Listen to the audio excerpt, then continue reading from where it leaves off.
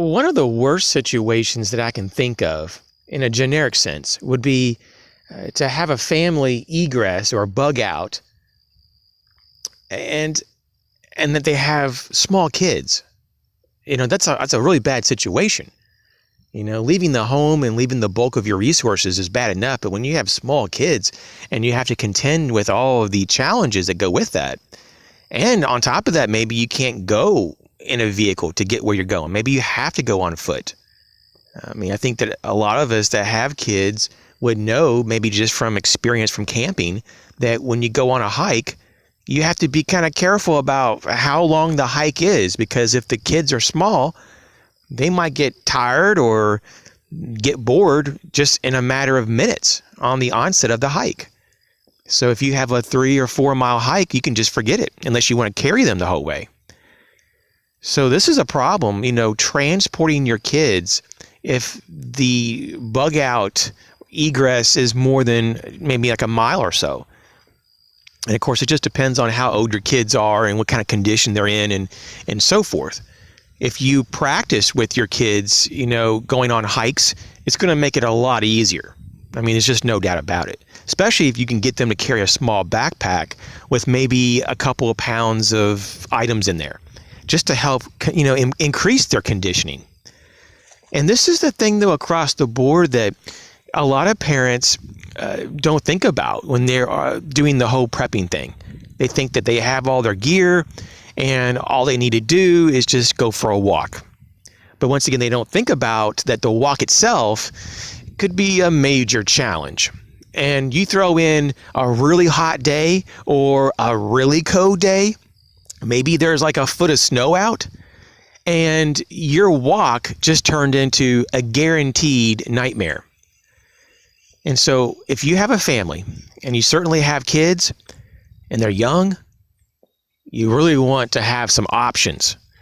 So if your vehicle is not an option to egress to a safe location, do you have some type of system to carry or transport your kids? Some people have those harness systems that can, act like a backpack that you can put your child into. Some people have those chest systems that you can carry your child in the front if they're small enough.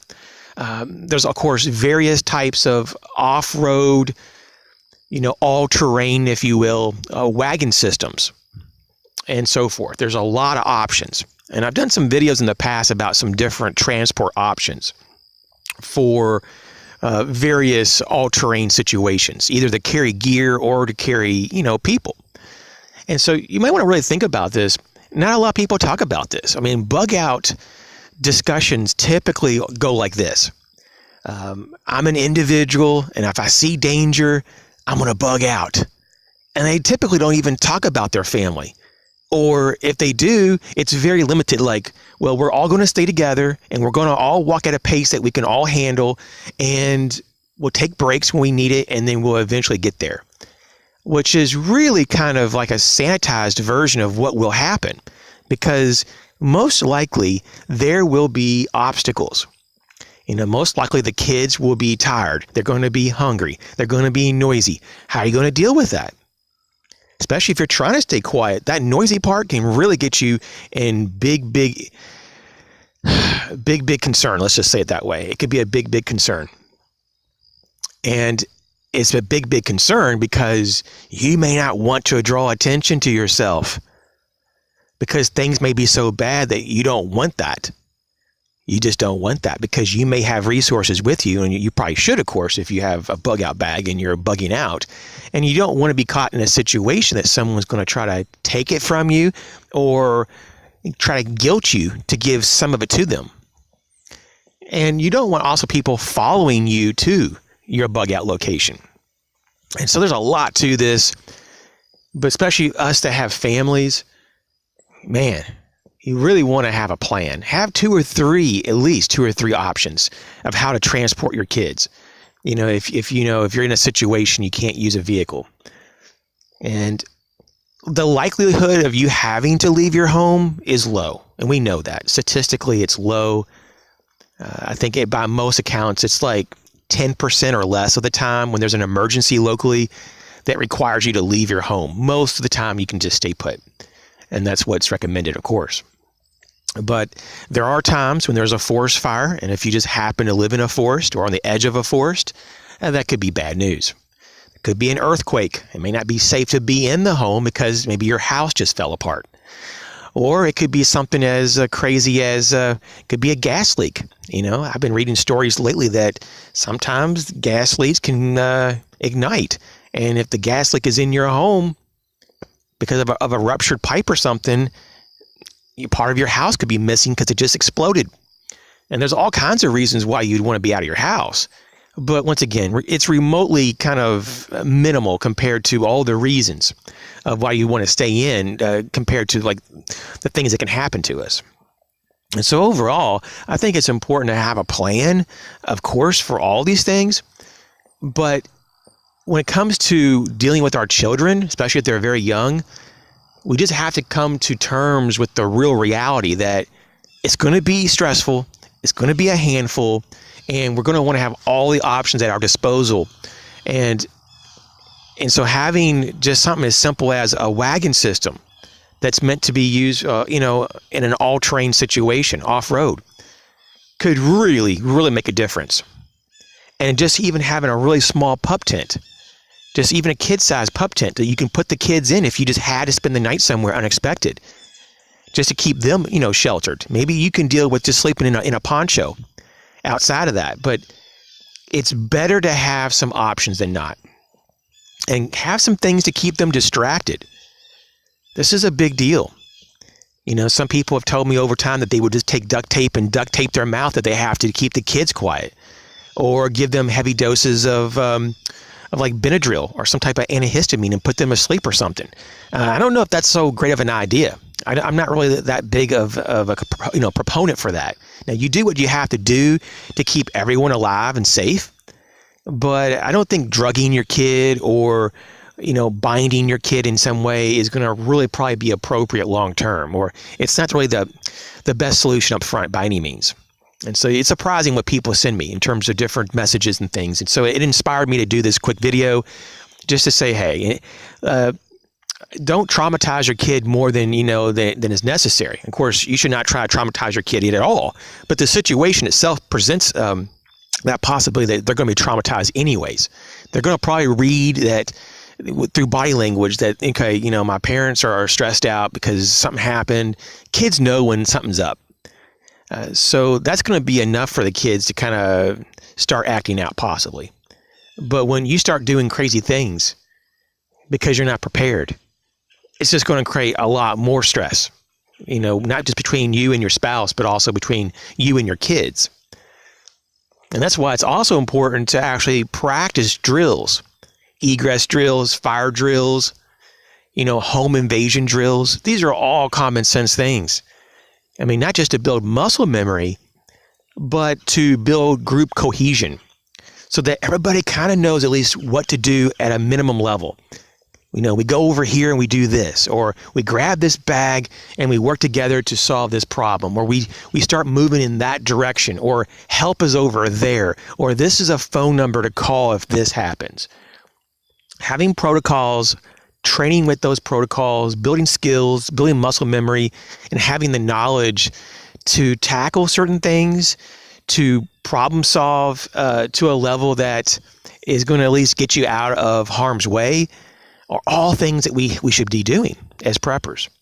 And I just really hope as well down the road that the word prepper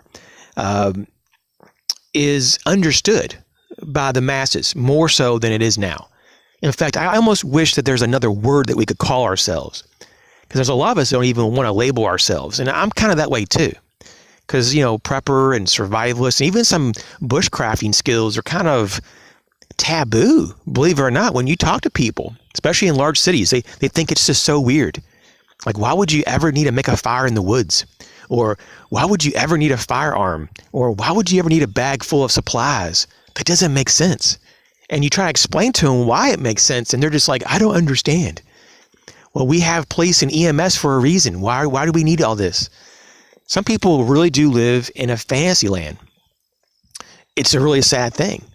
It's a scary thing, really, that so many people just live in their own world and it's not built on any facts. And this is the problem with a lot of people in a lot of countries. They're just asleep at the wheel, if you will. They have really no serious input in the direction that they're going in their life or anything else. They're not really making a difference. And I'm here to tell you, you can make a difference. One person can really, really stir up the pot. One person can really get some change. You may not be able to solve all problems, but one person can go that extra mile and really contrast with everyone else. And in a lot of ways, it can push forward the entire group, because the group can see what is now possible when they didn't know what was possible before. So if you want to give someone hope, do what you really need to do. Do what you should do. Be aware of what's going on around you, and you're going to attract a lot of attention in a good way, especially from friends and family. That's what I'm mainly talking about here, to motivate them to do it themselves. Be the example. That might sound kind of cliche or catchy or just kind of goofy, but it really is the thing to do. Be the example. I was just, watching a Netflix movie recently, called Pay It Forward. And it's an older movie, obviously. I've seen it a few times before, but it's just kind of nice. It's kind of nice to think about that, that you may have your stuff figured out to a large degree.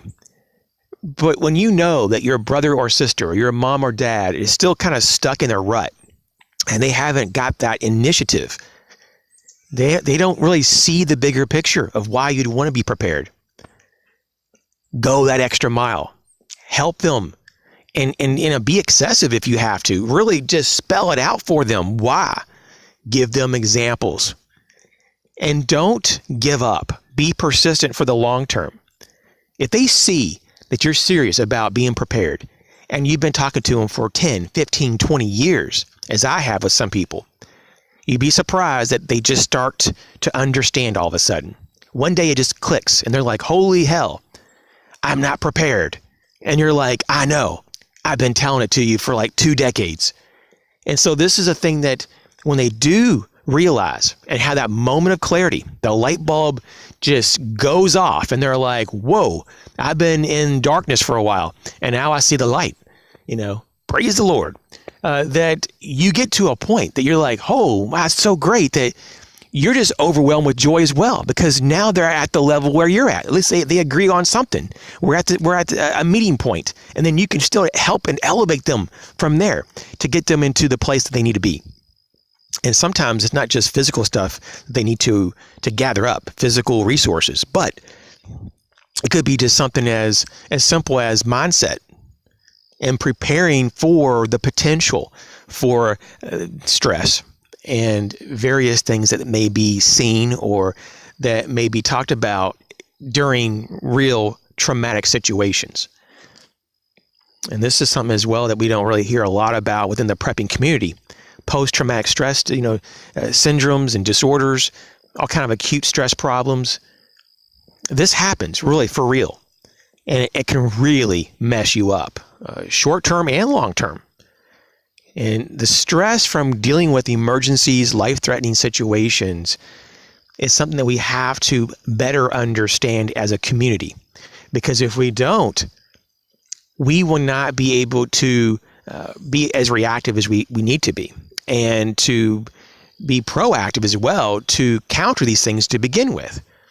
Because if our minds are so absorbed with all the things that we've gone through and we can't process through them and get to the point of being in the moment and actually seeing where we're at the moment and what we need to do to prevent any type of hardship in the future, we will fail. And so I don't want anyone to fail. And that's why I made this video.